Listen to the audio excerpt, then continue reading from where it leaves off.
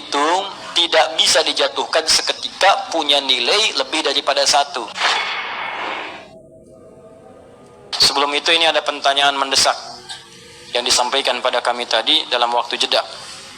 Saking mendesaknya langsung dikasih tulisan huruf besar semua. Ya, talak 3. Baik, kita jawab. Assalamualaikum Ustaz. Waalaikumsalam warahmatullahi wabarakatuh. Ini kisah saja ya, tapi ini nyata.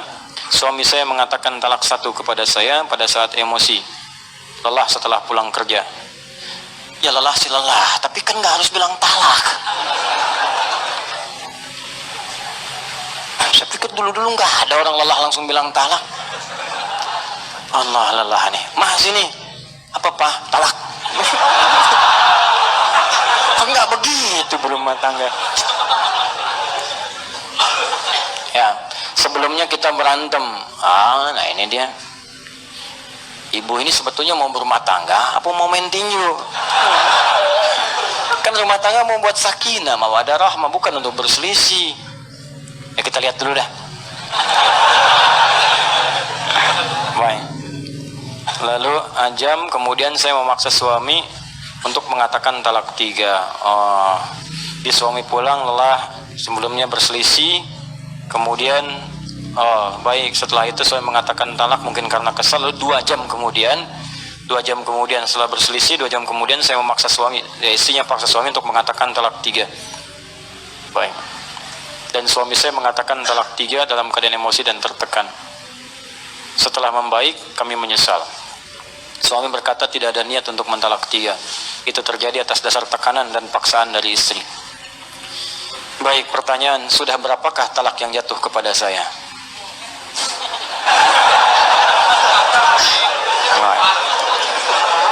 Jika suami mentalak saya 2 kali padahal belum ada rujuk sama sekali. Baik, tolong dijawab ya Ustadz dengan jelas agar saya paham dan memperbaiki rumah tangga. Jazakumullah khair. Saya senang dengan kalimat terakhir. Saya senang sekali. Ya, saya senang dengan pertanyaan ini karena ketika pertanyaan ini ditanyakan, diajukan, itu tandanya Anda memang ingin berislah, ingin mendapat kebaikan dari Allah. Itu yang paling baik. Ada Al-Quran di surah keempat, ya, surah An-Nisa ayat 35. Fa in khiftum shiqaqa bainahuma fab'athu hakaman min ahli wa hakaman min ahliha in yurida islaha yuwaffiqillahu bainahuma. Yang bertanya ini yang menyampaikan pada kami, buka Quran surah keempat An-Nisa ayat 35 paling kiri di pertengahan.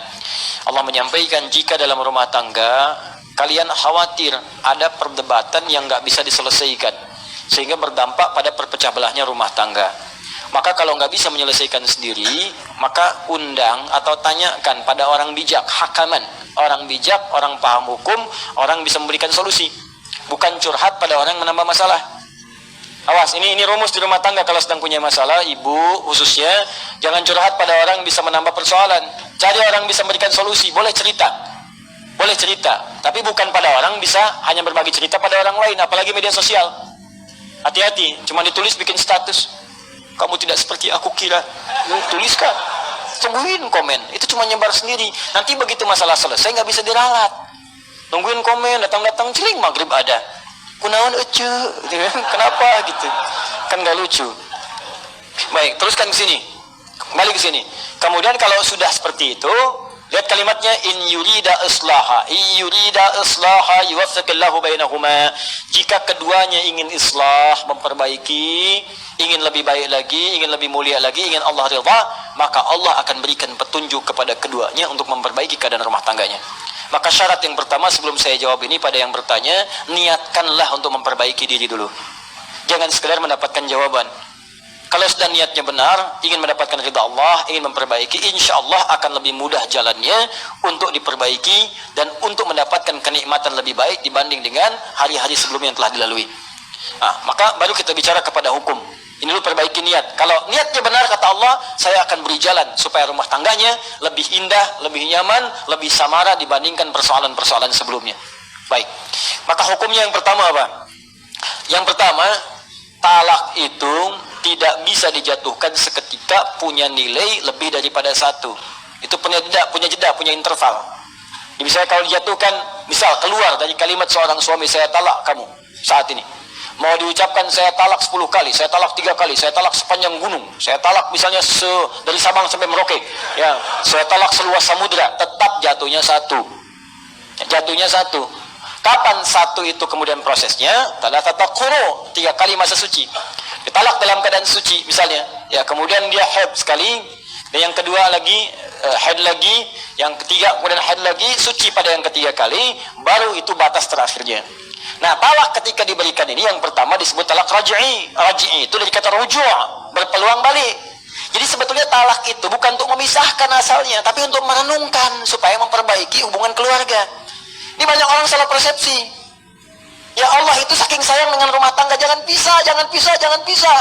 Makanya ketika diberikan talak yang pertama, sulit nih, nggak bisa diselesaikan. Talak pertama ini disebut rujuk. Motivasi talaknya untuk berpikir supaya rujuk lagi, bukan supaya pisah. Apalagi saat talak yang pertama ini sengaja berbuat onar supaya pisah betulan. Tidak, renungkan dulu, ini sejalan nggak, benar nggak di rumah tangga nih? Ya, ada nggak rasa cinta nih dalam saat sekali masa suci, ada nggak perhatian? Nanya nggak, kan? Ada nggak peluang untuk diskusi? Terbuka nggak untuk bicara, untuk perbaiki diri? Itu disebut rujuk namanya. Kalau dalam masa itu tiba-tiba ada ungkapan, maaf, aku rasanya berbuat banyak kesalahan kemarin. Atau ada rasa rindu, tiba-tiba nggak keluar kata-kata itu, tiba-tiba malamnya berhubungan misalnya. Dengan berhubungan itu selesai, nggak ada akad, nggak ada macam-macam, talaknya nggak berlaku lagi, selesai di situ. Ya, talak pertamanya selesai dan rujuk dia di situ. Ya, cukup dengan mengucapkan misalnya kita rujuk lagi, atau tanpa kalimat itu cuma berhubungan malam harinya. Begitu berhubungan selesai. Ini memang agak unik, katanya kesal tapi berhubungan, kan? Itu tandanya masih sayang. Ya, tanda sayang, ada tanda cinta, sudah. Begitu berhubungan selesai, talaknya selesai, tuntas, rujuk lagi. Rujuk, nggak berlaku talak. Paham ya? Nah, nggak berlaku hukum di sini. Jadi masanya 3 kali masa suci. Kalau 3 kali ini nggak ada sama sekali, memang dia abai. Ternyata bermaksiat di belakang istrinya misalnya, atau istri bermaksiat di belakang suaminya. Ya, memang seperti itu, nggak bisa disatukan. Nggak ada sayang, nggak ada tanda, cuek, macam-macam dan sebagainya. Bahkan melarang untuk taklim, melarang untuk sholat, melarang macam-macam. Misal, ini kan, dalam masa suci ini 3 kali nggak ada apa-apa, maka perempuan bebas. Bebas di sini. Nanti ada hukum-hukum apakah mengembalikan iwad atau lainnya, tinggal diproses secara administratif. Talak. Tapi kalau suami dalam masa 3 kali suci ini, ya dia berkeinginan untuk rujuk dan dia menyatakan ingin memperbaiki diri. Makanya kalau ada hal seperti itu, boleh undang orang tuanya, atau paman, atau orang bijak, atau ustadz, minta mediasi. Apa yang kurang-kurang pertemukan dan berniat memperbaiki. Kata Allah, kalau niat memperbaiki saya bimbing. Tapi kalau semua merasa benar dan merasa sempurna, nggak akan pernah selesai. Ingat ya, di rumah tangga itu pasti dua-duanya punya kekurangan karena manusia. Yang sempurna itu cuma malaikat. Sering katakan itu. Quran surah ke-66 ayat ke-6. La ya'sunallaha ma amarahum wa yaf'aluna ma yu'marun. Malaikat itu sempurna, nggak kenal maksiat. Malaikat makhluk benar, nggak kenal salah. Setan makhluk salah, nggak kenal benar. Kita ini manusia, malaikat bukan, setan never. Ya, nggak pernah jadi setan, nggak akan pernah kita mau jadi setan, bukan malaikat. Karena itu kalau salah memang manusia, dia itu menandakan bukan malaikat, makanya kita salah. Untuk membedakan kita dengan setan, kita tobat, setan nggak tobat. Itu aja tandanya. Jadi kalau di rumah tangga ada suami salah, wajar karena suami bukan malaikat. Tapi untuk membedakan suami dengan setan, suami tobat, memperbaiki diri. Itu caranya. Istri salah, wajar ya, istri bukan malaikat. Mau dituntut sempurna, nggak akan mungkin. Kalau pengennya nikah sama malaikat sana. Tapi malaikat nggak punya hasrat, nggak ada nafsu, nggak ada macam-macam. Tugas itu sempurna, selesai. Ya, wa yaf'aluna ma yu'marun, nggak ada fungsinya kaitan dengan hasrat seksual dan sebagainya, nggak ada, kosong. Ya, makanya kalau istri berbuat salah, ya itu tandanya manusia. Masya Allah mama, manusia seutuhnya. Oh, Masya Allah. Kok papa tahu barusan salah? Ya, tapi untuk membedakan perempuan dengan setan, ketika salah, maka dia bertobat, setan tidak. Gampang sebetulnya. Nah, ini suami dengan istri kalau ada salah, merenung. Oh, mungkin dari kesalahan ini Allah ingin menyempurnakan sifat-sifat kemuliaan kita untuk belajar lebih baik lagi. Kadang-kadang kan kenikmatan itu lahir setelah ada kesulitan-kesulitan. Coba antum kan lari-lari capek kan, oh aduh kasih teh tubruk aja, teh tubruk tuh, teh tubrukin, air tubrukin sama teh kan, jadi itu kasih gula dikit yang biasanya nggak minum, jadi enak tuh minum, enak.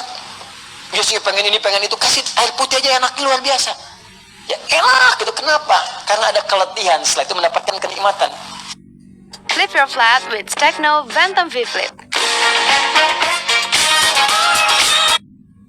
Makanya yusrun lahir setelah ada usrun. Inna ma'al usri yusra.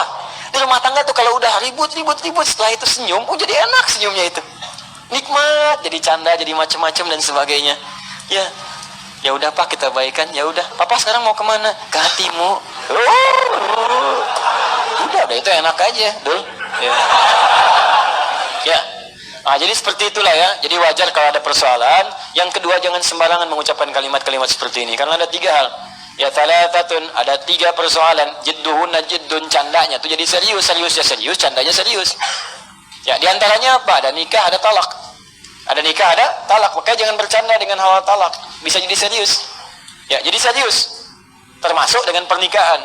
Ini yang saya ingatkan juga, sinetron-sinetron tuh hati-hati. Kalau akad-akad nikah itu mesti dibiaskan kalimatnya, jangan disempurnakan. Itu kalau kemudian dia ucapkan dengan sempurna, saya nikahkan kau dengan si fulan dengan anak saya segini dan saya terima nikahnya. Benar, kemudian walinya benar, terpenuhi ada semua, jadi itu. Jadi, ya kan? Sama dengan talak seperti ini. Jadi saya percepat, ini hukumnya tidak berlaku talak 3, tidak berlaku. Talak pertama jatuh dia hukumnya kalau diungkapkan dengan perasaan sadar, dengan benar. Kalaupun nanti emosi dan sebagainya, dan dipancing pada hal seperti ini. Ya, kalau sedang emosi, sedang marah, duduk. Kata Nabi, kalau berdiri, duduk. Kalau sedang beraktivitas, diam dulu supaya tenang. Kalau sedang berdiri, duduk. Jangan berselisih dulu. Ya, marah, diam dulu. Makanya Nabi itu kalau ada persoalan di rumah tangga, diam. Didiamkan dulu Sayyidah Aisyah, diam dulu supaya berpikir semua. Sebab kalau sedang marah bicara, pasti keluarnya kasar. Kasar keluarnya. Kalau sedang marah, tangan bergerak, pasti kasar, kencang. Tuh. Ya, seperti itu. Kemana-mana nantinya. Diam dulu, itu rumusnya hebat di Islam. Cuman di Islam. Silahkan buka, cuman di Islam. Cek di setiap keadaan, setiap kepercayaan, nggak ada kaidah-kaidah itu. Ini urusan-urusan kaidah ya, dan urusan nilai. Silahkan. Sedang berdiri, duduk. Sedang duduk, berbaring. Tiduran dulu aja, supaya lebih tenang dulu. Ya, kalau belum mampu juga wudu. Ya, amarah itu kan api itu setan, padamkan dengan air. Wudu, tenang gitu. Ya, jelas ya? Ya, bukan dengan pohon sengon, wudu. Wudu. Sudah, saya kira selesai jawabannya. Jadi sekarang yang bertanya pulang ke rumah, istighfar. Ya, malam salat bersama-sama, suami jadi imam, istri jadi makmum, minta ridha Allah Subhanahu wa taala, minta bimbingan Allah, insyaallah setelah itu rumah tangga dalam keadaan damai dan tenang insyaallah ya.